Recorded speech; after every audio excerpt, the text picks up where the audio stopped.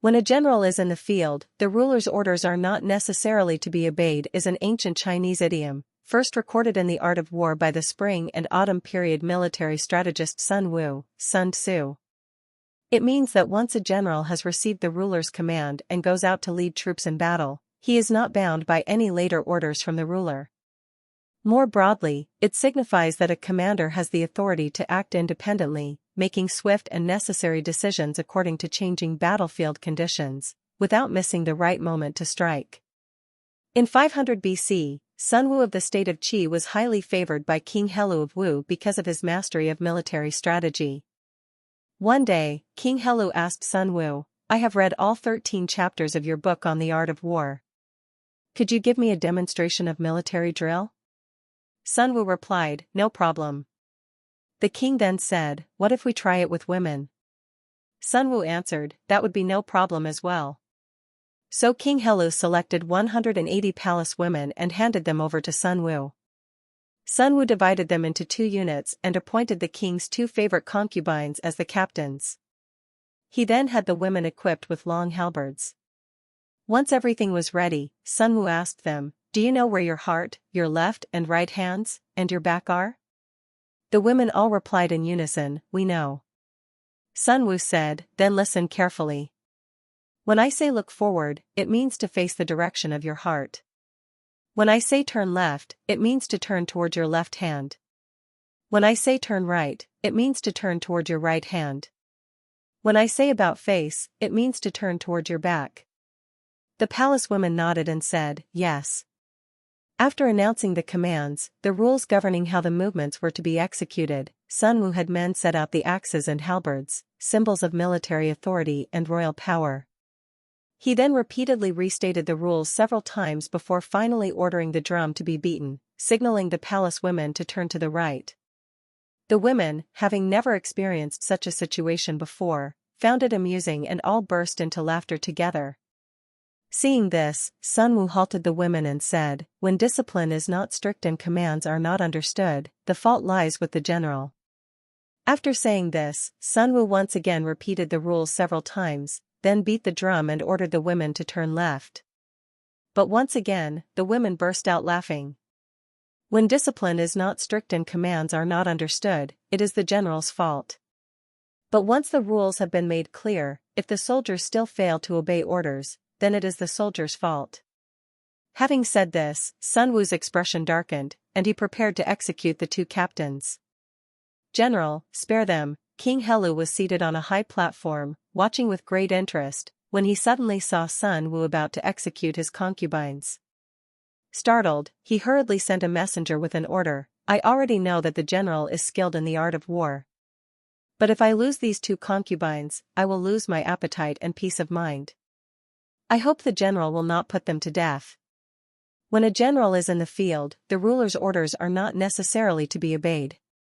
Sun Wu gave no reply to the king's plea. With a swift stroke, he executed the 2 concubines before the assembled women. He then selected 2 others to serve as captains and resumed the drill. This time, the women followed the drum commands with strict precision, and none dared treat the exercise as a joke. When the palace women had been trained to the point that they were as disciplined as a regular army, Sun Wu sent a messenger to report to King Helu, "The troops have now been drilled into order. Your Majesty may come down to inspect them, and you may command them as you wish. Even if ordered to march through fire and water, they will not disobey."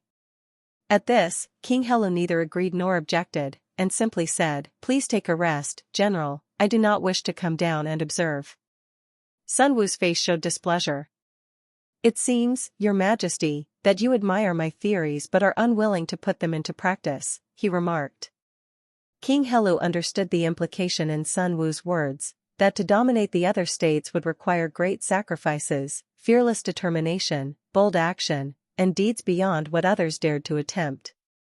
From that point on, the king appointed Sun Wu as Grand General, giving him command of the entire army to pursue ambitions of supremacy.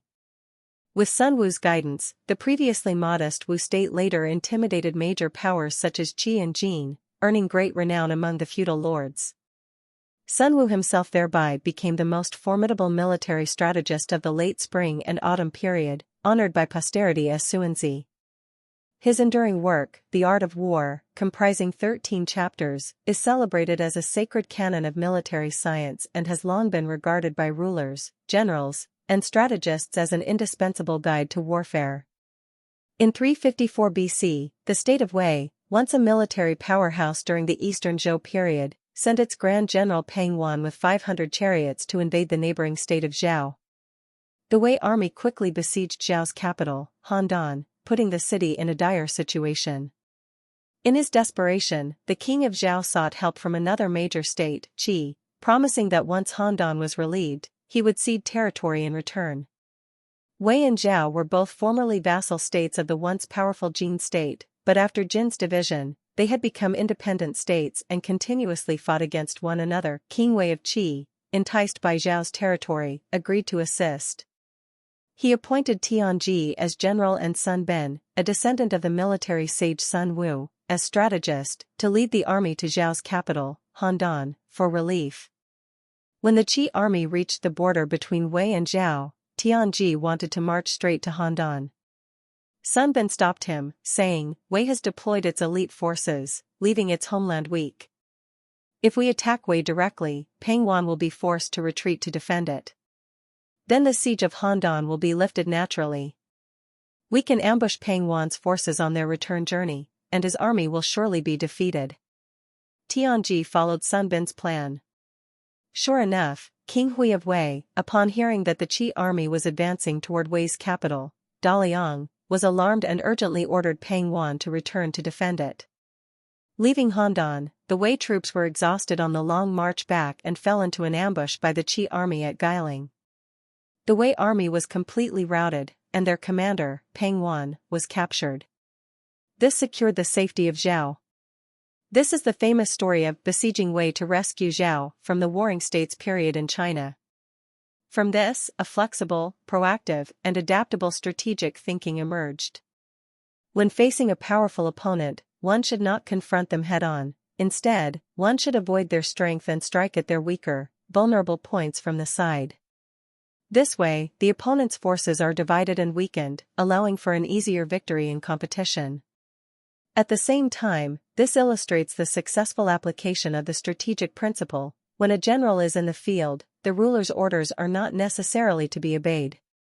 Although this principle was particularly important in ancient times when communication was limited, even today, in a world of complex and rapidly changing circumstances, the principle remains a path to victory.